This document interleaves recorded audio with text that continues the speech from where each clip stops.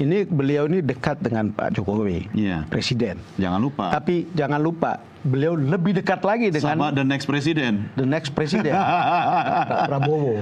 Saya mencoba menggali semuanya itu. Lebih ngeri nih Bang. Sejak kapan dekat? Saya itu kuliah sudah menonton pidato Pak Prabowo sebagai Danjen Kopassus. Saya ingat betul itu beliau diundang di satu tempat gitu, dan beliau dengan pakaian dinasnya dia berpidato. Habis itu karena saya dekat dengan Fadlizon, ya sering ada diskusi-diskusi, beliau diundang dan beberapa kali diundang ke rumah beliau untuk berdiskusi lebih dalam begitu.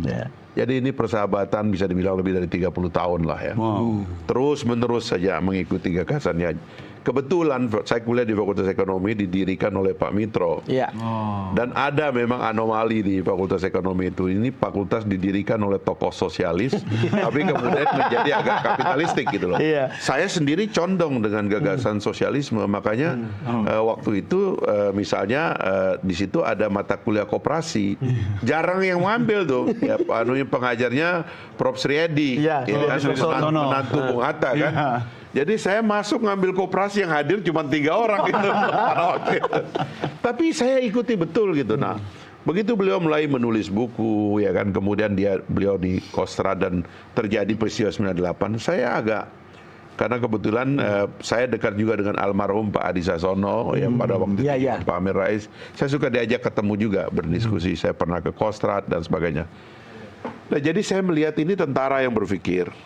Dan dia membaca dan menulis buku juga, dan bahkan menurut saya salah satu pemimpin Indonesia yang menulis pikiran-pikiran ekonomi yang sangat banyak gitu ya dalam bukunya itu, itulah beliau gitu. Dan saya merasa jalan ini adalah jalan untuk membuat Indonesia ini maju ke depan gitu secara ekonomi.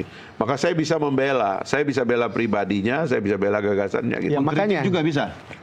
Ya kalau udah jadi presiden dan saya jadi anggota dewan mungkin ya. Kalau jadi anggota kabinet? Anak buah harus tegak lurus.